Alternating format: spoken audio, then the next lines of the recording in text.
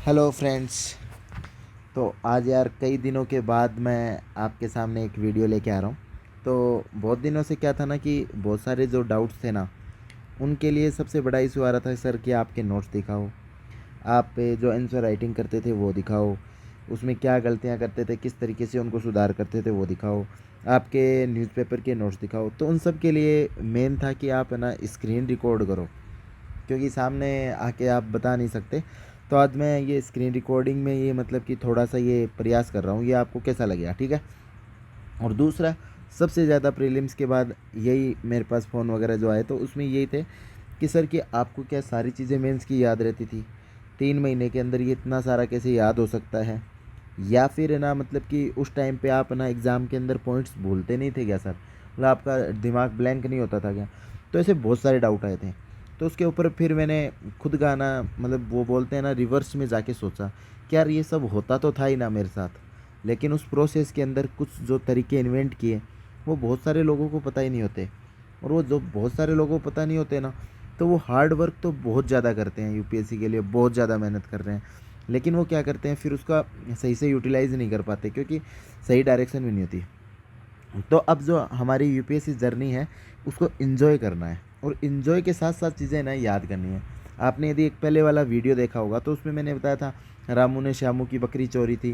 तो इस तरीके से उसी उसके अंदर ही मैंने बहुत सारी चीज़ें मतलब कि याद करने वाली चीज़ें उसके अंदर डाल दी थी।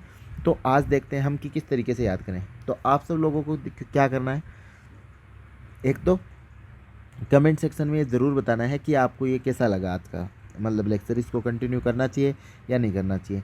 यदि आपको अच्छा लगा तो हम इसको कंटिन्यू करेंगे, और इस तरीके से जैसे मैंने बनाए हैं उसी तरीके से आप भी कुछ बनाना अपनी, और उनको कमेंट सेक्शन में लिखना, ताकि जो हमारे दूसरे जो व्यूअर्स हैं उनको वो पता चले कि हाँ यार इस तरीके की है। यदि हम ऐसे शेयरिंग वेयरिंग करेंगे, सब लोग भी यदि मानो कि 10-10 भी यदि ऐसे ट्रिक्स बना ली और वो अच्छी लगी, उनमें से 5 भी अच्छी लगी मानो, और आपस में शेयर करेंगे ना, तो अपनी यूपीएससी प्रिपरेशन काफ़ी ज़्यादा इजी हो जाएगी। चलो हम पहले स्टार्ट करते हैं, फिर आगे हम देखते हैं, ठीक है।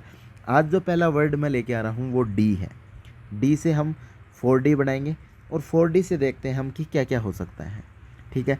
तो ये है अपना 4D। 4D का पहला डी है उसको बोलते हैं डिफेंस। दूसरा डी है उसको बोलते हैं डिस्कशन डायलॉग एंड डिमांड, ठीक है। तीसरा डी है डेमोक्रेसी। चौथा डी है डेवलपमेंट, ठीक है। इन चारों डी को अभी का अभी वीडियो पॉज करो और इनको 4 बार बोलो। Defence, discussion, democracy, development. Defence, discussion, democracy, development. Sir ये आप 4 डी क्या याद करवा दिया आपने। चलो देखते हैं ये 4 डी कहाँ काम आएंगे। सिक्योरिटी का कोई भी क्वेश्चन हो आपको ये डी काम आएंगे।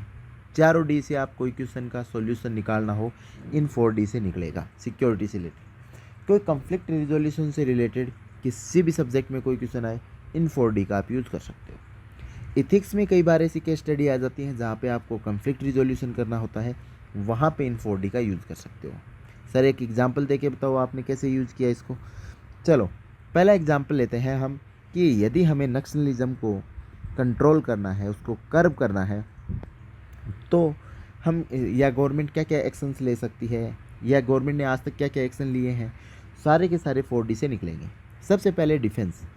तो फिर दूसरा आता है सर कि क्या 4 डी से ही काम चल जाएगा। अरे ये मेजर थीम है, इनको माइक्रो में डिवाइड करेंगे तो ये 20-25 कितने भी पॉइंट बन सकते हैं। तो देखते हैं कैसे। तो सबसे पहले D4 है डिफेंस। तो डिफेंस कैसे करेंगे, डिफेंस किसका करेंगे। डिफेंस पहले जो वहाँ पे सिविलियन पॉपुलेशन रहती है उसका डिफेंस करेंगे। दूसरा डिफेंस किसका करेंगे, वहाँ पे जो आर्म्ड फोर्सेज है, हमारी पुलिस है, उसका डिफेंस करेंगे। सर अब डिफेंस कैसे करेंगे, उसके लिए क्या कर सकते हैं, बेटर ह्यूमन रिसोर्स मैनेजमेंट कर सकते हैं, उनको अच्छी ट्रेनिंग दे सकते हैं, उनको टेक्नोलॉजी की हेल्प दे सकते हैं। जैसे कोई रिमोट सेंसिंग के थ्रू लोकेशन को बता दें हम कि कहाँ पे लोकेशन है जो हमारे नक्सल्स हैं उनकी। फिर उसके बाद हम क्या बता सकते हैं, जो उनके रिमोट सेंसिंग के अलावा ड्रोन दे सकते हैं उनको। इस तरीके की चीज़ें दे के उनको मॉडर्नाइज कर सकते हैं। फिर उनको क्या दे सकते हैं, मॉडर्न वेपन्स दे सकते हैं। इस तरीके से ये 4-5 पॉइंट है ना किसके अंडर में आएंगे, डिफेंस के थीम में, कि सबसे पहले आपको डिफेंस करना पड़ेगा। एक बार डिफेंस हो गया तब आप उनकी बात सुनो, वो अपने ही लोग हैं, अपने ही लोग हैं तो हमें उनकी क्या सुननी है, बात सुननी है। तो उनके साथ हम डिस्कशन करेंगे। डिस्कशन में क्या होता है, डायलॉग्स होती हैं, उनके साथ उनसे पूछते हैं आपके क्या ग्रीवियंसेस हैं, आप अपना फीडबैक दीजिए। तो उनके ग्रीवियंस को डिड्रेसल करते हैं, उनकी डिमांड को सुनते हैं, और वो जैसे बताएंगे हमें। कई बार क्या होता है, डिमांड काफ़ी छोटी होती है, बस केवल ईगो क्लैश हो जाता है कि ना, मतलब कि हमारी कोई बात नहीं सुन रहा, या गवर्नमेंट भी सोचती है कि हम उनसे जाके क्यों बात करें। तो इस तरीके की छोटी छोटी चीज़ें हैं वो डिस्कशन से काफ़ी ज़्यादा सोल्व हो जाती हैं। लेकिन डिस्कशन के बाद अनलेस एंड अनटिल आप उनको डेमोक्रेसी दोगे, उनको अधिकार नहीं दोगे ना, पॉलिटिकल राइट्स नहीं दोगे ना, तो आप उसको ज़्यादा दिन तक वो जो पीस टॉक्स हैं उनको सस्टेन नहीं कर पाओगे। तो डेमोक्रेसी में क्या कर सकते हो, डेमोक्रेसी में जैसे कि उनके लिए पैसा एक्ट का प्रोविज़न कर सकते हो, यदि ट्राइबल एरिया के अंदर है तो उनको पीआरआई इंस्टीट्यूशंस के अंदर आने के लिए इनवाइट कर सकते हैं। फिर उनको ग्राम सभा के जो पावर्स होती हैं उनको दे सकते हैं उन्हें।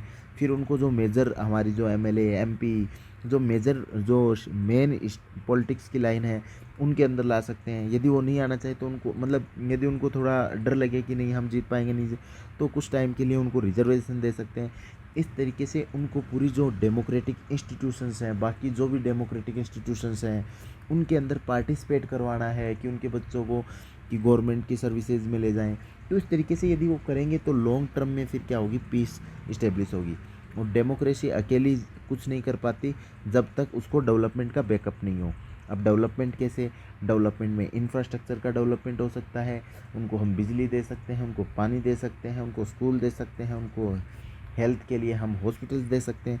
यदि ये सारी चीज़ें देंगे हम, तो उनका क्या होगा, इंफ्रास्ट्रक्चर डेवलप होगा, उनकी लाइफ, उनकी ईज़ ऑफ लाइफ है वो ज़्यादा इंक्रीज़ होगी, उनके स्टैंडर्ड्स इंक्रीज़ होंगे, तो वो फिर कभी हथियार उठाने की तरफ नहीं जाएंगे। उसके बाद उनकी सोशल कैपिटल इंप्रूव करनी है, उनको एम्प्लॉयमेंट देना है, एम्प्लॉयमेंट जनरेशन प्रोग्राम चलाने हैं, ये सारा और भी इसको और भी आगे ब्रॉड डेवलप किया जा सकता है। लेकिन सोचो अभी भी है ना, हम इन 4 पॉइंट से भी है ना कम से कम 10-12 पॉइंट निकाल चुके हैं, और इससे ज़्यादा एग्ज़ाम में कभी नहीं निकला होता। डायरेक्ट क्वेश्चन तो आएगा नहीं कि नक्सलिज्म के ना, मतलब कि क्या क्या, मतलब वे फॉरवर्ड हो सकता है।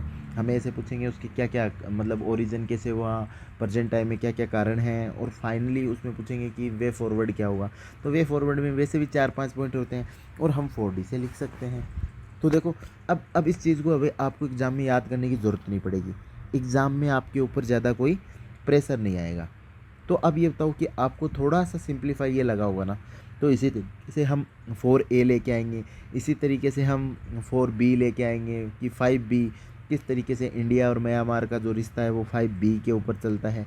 तो इस तरीके से बहुत ही एकदम हमारी जो जर्नी होगी वो क्या हो जाएगी, यूपीएससी की जो जर्नी है उसको इन्जॉय कर पाएंगे।